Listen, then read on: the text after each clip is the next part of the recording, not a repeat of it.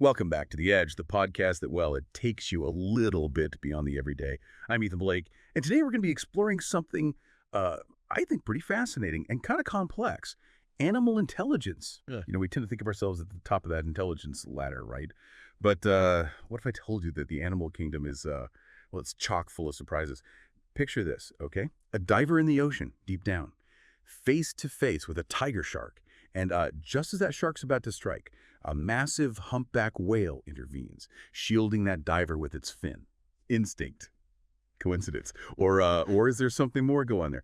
That story is just the beginning of what we're going to be unpacking today. We're going to be exploring those moments, those aha moments that make you question everything you thought you knew about animal minds. And joining me today is Olivia Carter. She's ready to dive into the research with us. Hey everyone, glad to be here. You know that whale story, Ethan? It really makes you think about intentionality. Like, is that whale consciously choosing to protect the diver, or are we kind of projecting our own human emotions onto its actions? That's a great question, and it's one that researchers grapple with all the time. We tend to define intelligence in our own terms, problem solving, language, using tools. But what about insects, for instance? What about those incredible feats that they pull off? Think about an ant colony, thousands of individuals all working together, building those complex structures, figuring out how to navigate tricky terrain. They even farm fungi. I mean, that level of coordinated effort, that's intelligence in itself, wouldn't you say? Yeah. Oh, absolutely. It challenges how we think about individual intelligence. In these cases, the colony itself, it acts like a single superorganism, a hive mind, if you will, and it can solve problems in a way that surpasses what any individual ant could do on its own. It's like a complex algorithm running across the whole colony, but without a central brain calling the shots. And I think that's fascinating. It is fascinating, and it begs the question, how many different ways can intelligence actually show up in the animal world? I mean, we can't just use our own human yardstick to measure every species, right? Take birds, for example. We've all heard about crows using tools, sure. But did you know that New Caledonian crows actually plan for the future? They don't just craft a tool for the task at hand. They actually pick the right tool based on where they think they'll need to use it later. That's some serious foresight. It is, and that kind of foresight, I mean, that used to be considered a uniquely human trait. It's also pretty interesting to think about how tool use varies across different crow populations. It's not just pure instinct, There's this cultural transmission of knowledge happening within those groups. It's almost like regional dialects in humans. Yeah, you're right. It's not just about genetics. There's a learning component there, a passing down of knowledge. And that really speaks to a higher level of cognitive ability. Exactly, and that cultural element. It makes me think about our own interactions with animals. Like, take dogs, for instance. I mean, we've bred them for certain traits, sure, but their ability to learn and adapt to our social cues, it's really remarkable. It's not just about following commands. They seem to really understand our intentions. Yeah, I see that with my dog all the time. She knows when I'm grabbing the leash, even if I haven't even said a word. But some argue that what we see as intelligence in dogs, it's just instinct, right? It's finely tuned instinct that's been, well, honed over centuries of domestication. That's true. It's definitely a complex mix of nature and nurture. But even if it is rooted in instinct, that level of sophistication and their ability to read human emotions and respond to them, I mean, it's incredible. They can anticipate our needs, offer comfort when we're feeling down. They can even learn to do complex tasks based on these subtle cues. There's definitely more going on there than meets the eye. And it gets even more interesting when we look at animals like dolphins. They communicate in ways we're only beginning to understand. They have signature whistles, almost like names, and they can even recognize themselves in a mirror.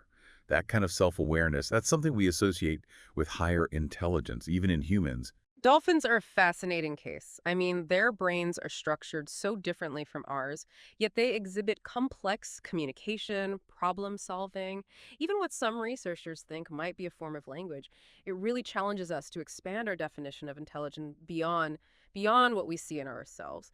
It makes me wonder, if dolphins evolved such a complex way of communicating underwater, what other unique forms of intelligence might be out there in different environments adapted to specific ecological niches?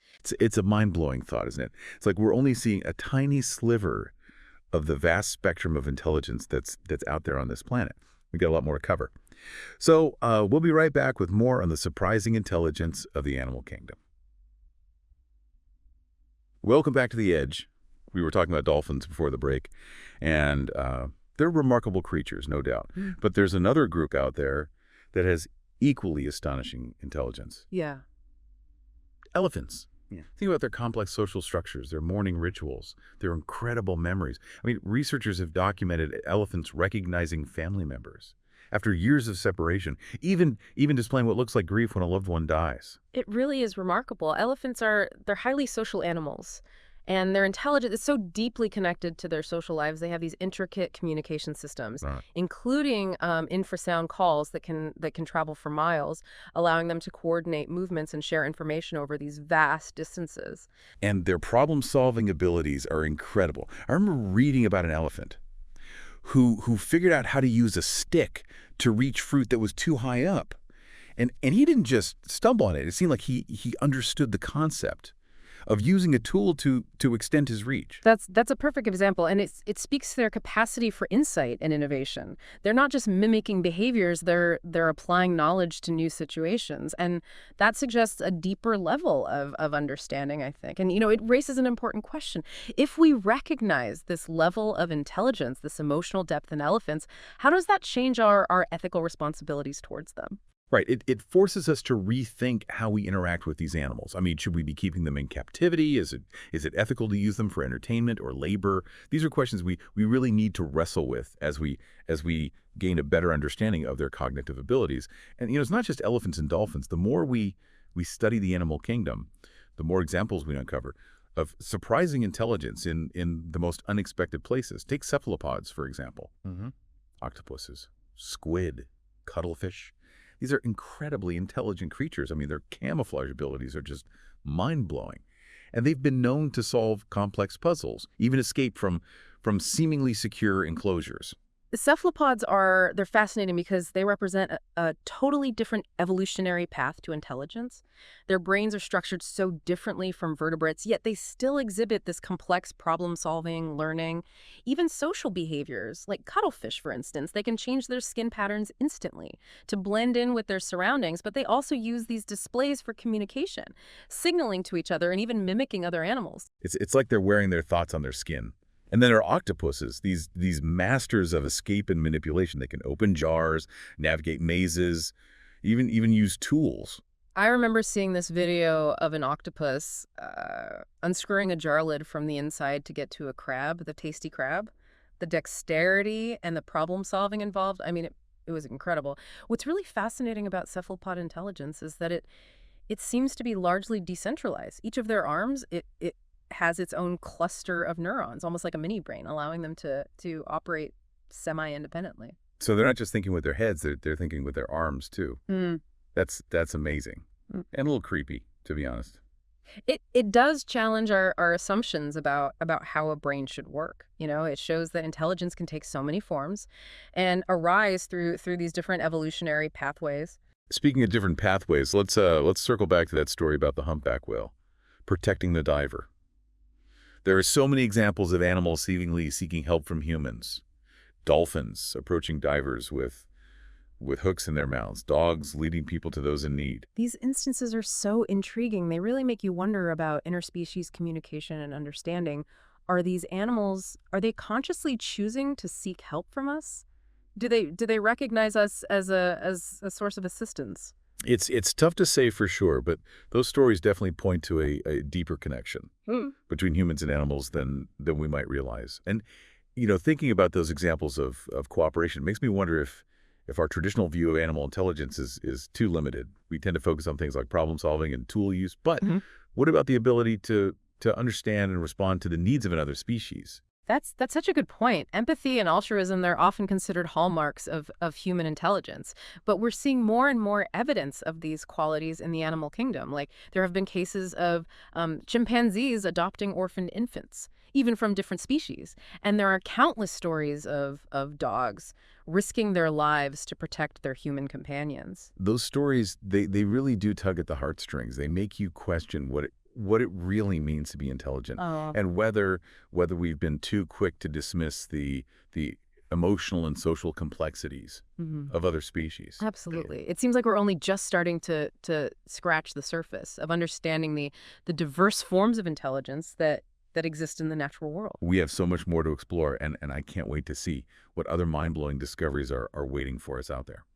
Welcome back to The Edge. We've really been on a journey, haven't we? Exploring this whole spectrum of animal intelligence. I mean, from the collective mind of an ant colony to the problem-solving skills of cephalopods. Yeah, it's really made us rethink what it means to be intelligent. It has, and I think one of the biggest takeaways for me is that intelligence isn't a single, linear scale. It's multifaceted with different species excelling in different areas. We can't just measure every animal against human standards, right? We need to appreciate the unique cognitive abilities that they've evolved in response to different environmental pressures and different social structures. Absolutely. Like, for example, we talked about crows and their tool use, but their spatial memory is also incredible. I mean, they can remember the location of thousands of hidden food caches, even months later.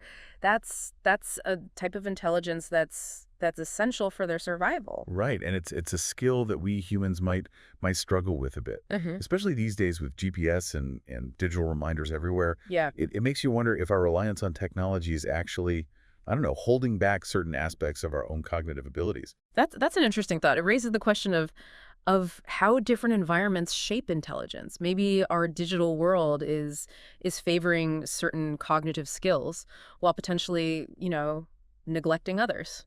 It's definitely something to think about, and it brings us back to that idea of appreciating the diversity of intelligence in the animal kingdom. I mean, each species has its own strengths, its own adaptations that have allowed it to thrive in its particular niche.